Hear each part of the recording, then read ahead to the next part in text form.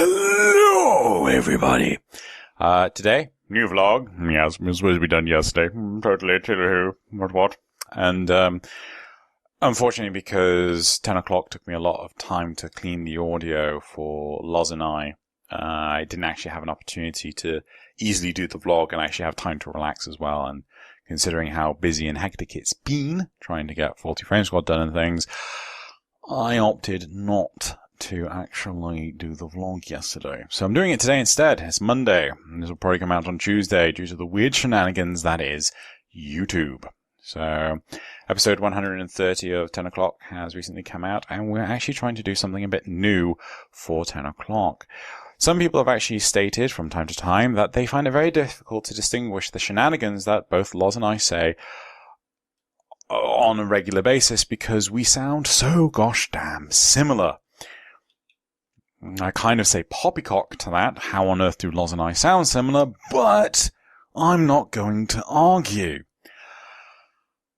So, with that regard, Loz and I are actually now putting in a bit more effort where we actually record our audio separately, synchronize them, and then we actually have the audio pan left, and right. So I will always be on the left, Loz will always be on the right, and we're trying to make it more distinct than things. So it was done last week in our episode 129, where Loz was 30% to the right, panned right, and I was 30% panned left.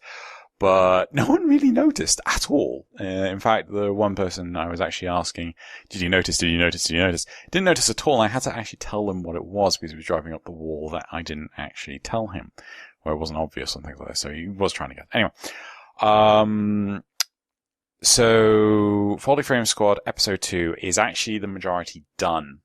The bad news. So that was the good news. The bad news is, unfortunately, it won't be coming out until mid-June-ish. Maybe beginning of June. Solely because it's going to take so long to get episode 3 done. At least by my estimates, it's going to take so long. It's going to take a lot of work, and as a result, I don't want to have massive gaps. So, like, say, get you episode 2 in May, and then you not see episode 3 until my estimate of August. You know, that's why I'm putting episode 2 in, like, the middle. So, one thing we did learn is that you guys absolutely love Faulty Frame Squad. It was absolutely fabulous that D turned around and did the premiere themselves on primetime 113. I want to say 113. So it was brilliant. You know, I love D, Rebecca, and Megan for doing that. I love all the crew of D and the ex-crew of D. So it was brilliant having them do this for us. I originally posted out there, when do people think I should actually release episode 1? And people were saying left and right, oh, do it on the 1st of April, I didn't like the idea of the 1st of April because people might think it would actually be a practical joke. Rebecca contacted me and said, hey, you know, would you like to do this? And I was like, you know, who would say no? So it was actually amazing of them to do that. And I loved the fact, unfortunately, I missed the beginning of it. I missed the beginning of prime time because Twitch didn't actually turn on for me. And since then, I have gone away and I have rewatched it. And one of the cool features of Twitch is that it will actually replay the chat while the video is actually happening. So I was watching the video and I was noticing the chat was coming up. I was like, oh my God, what's this? Oh my God. And lo and behold, so many people loved it. You know, so many people were like, what the fuck is this kind of thing? But I did notice very distinctly a lot of people, or a decent number of people, were having issues understanding the audio. And I find this really difficult to manage. I love the audio effects. And there are so many people that turn around and actually say, hey, actually reduce the audio effects.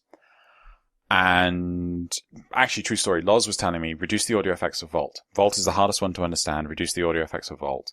He could understand Banshee perfectly fine.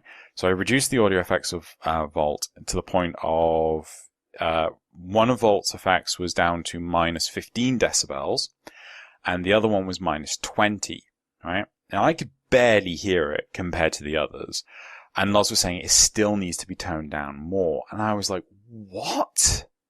Are you mad? And then, with the minus 15 and the minus 20, we then presented it to Cypher Invictus, who actually plays Ash, who will be returning for Ash. And he turned around and says, where's the audio effect for Vault? I can hear the Banshee one, I can hear the Loki one, I can hear the Triton one. I just can't hear the Vault one. The Vault one's pathetic in comparison. So I did reduce down the Vault one, but some people said that they understood Vault better. But a lot of people said they just couldn't understand any of the frames. So went away and actually put the subtitles on, or rather, Coleman Man, who does the Game of Jousting stuff with me. Oh, Game of Jousting plug!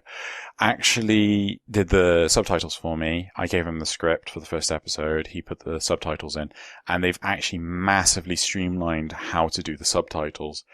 It is going to be so much easier to do in the future. So future episodes will come with the subtitles straight away. Right. There is going to be an expansion to, well, so that's the Folly Frames stuff. There's going to be an expansion to the Frame Faces Xenogelion channel. I think it could do with more content regularly coming out. Not too much more, but what kind of ilk was the big question. And I'm planning on doing a small series where at least once a week, we're going to start with once a week. If we can manage twice a week, we'll go for it. But first off, once a week, looking at maybe Thursday or Friday for a 10-minute video, maybe 15, probably 10-minute video of me asking each time a new person, a new guest, what their thoughts on a specific topic will be. So I'll, with the aid of other people, go find topics on the forum, and then go find a person, say, for example, Magamu, or Crash Omnis, or Silverbones, or Rob from AGGP, and say, this is the topic. You have 10 minutes to talk. What do you think of this? How do you feel about this? This is how the original poster feels, blah, blah, blah. Give me your spiel, and we will talk and things, but we'll only be 10 minutes long and it will be cut off short if the point is not made. And yeah, go from there. So, every week there'll be a new person. Right. So that's that. Additionally, I decided, hey, the questions went down so well last time. Let's ask more questions. So let's get some more questions from the Twitter. Okay. So, first question comes from Matacon. What is my favorite brand of toast? Edible. Then we've got Lunksky, who actually asks two questions. First question is, can you get an autograph of Loz? In all honesty, I don't know whether or not I can find someone that actually has an autograph that looks like Loz.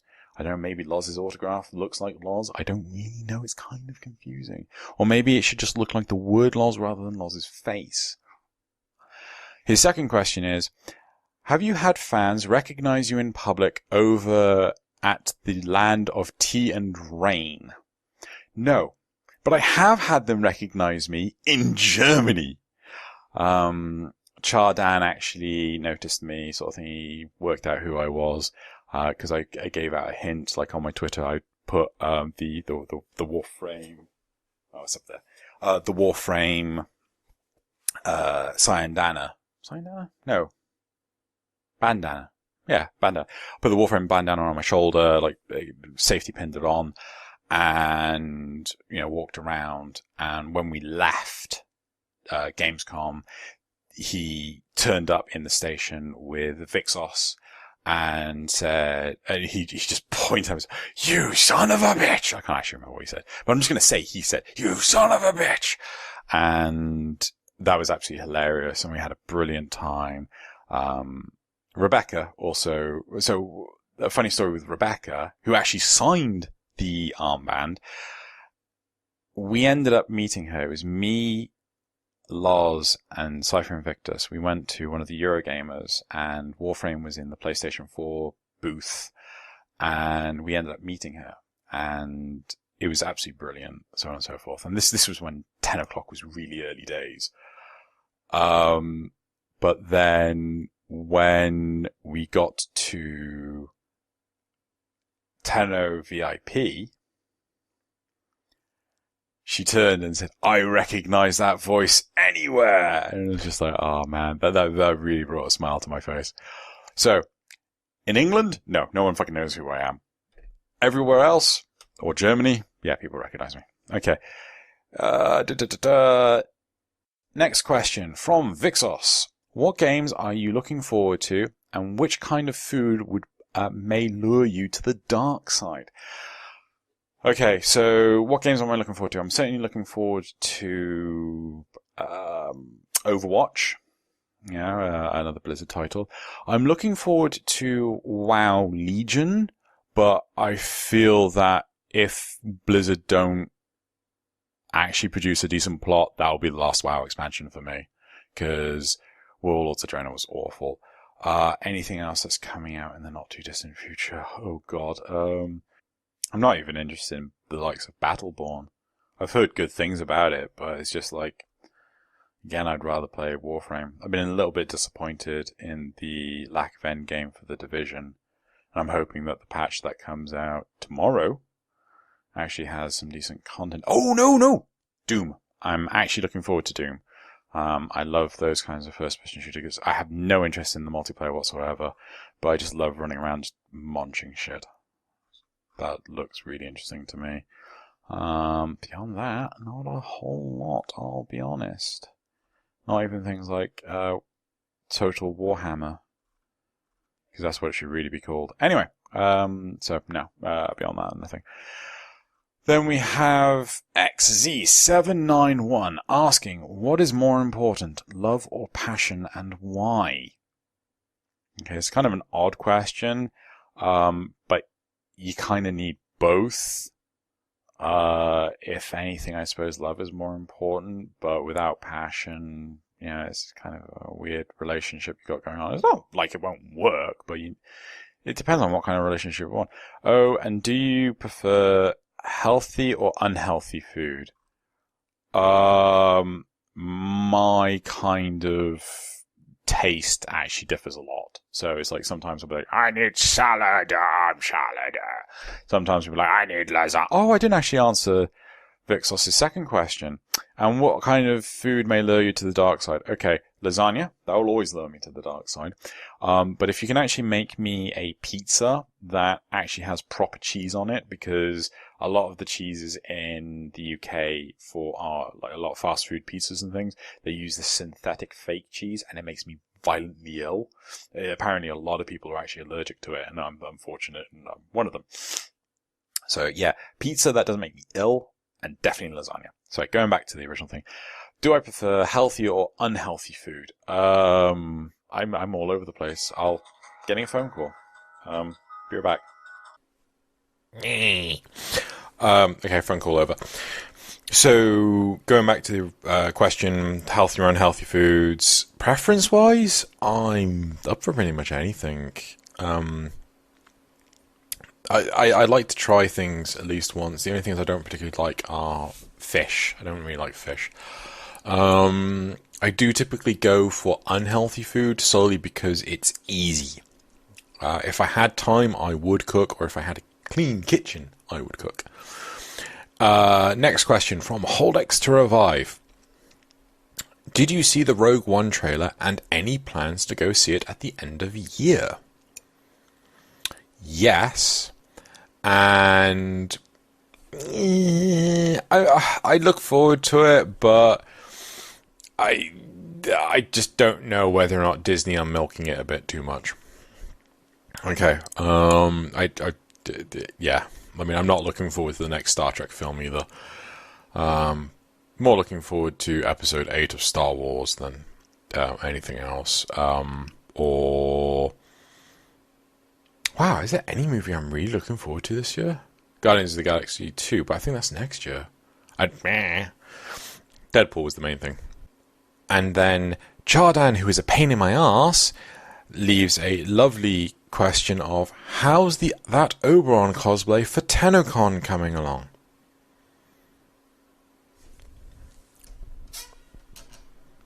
Fuck you, Char.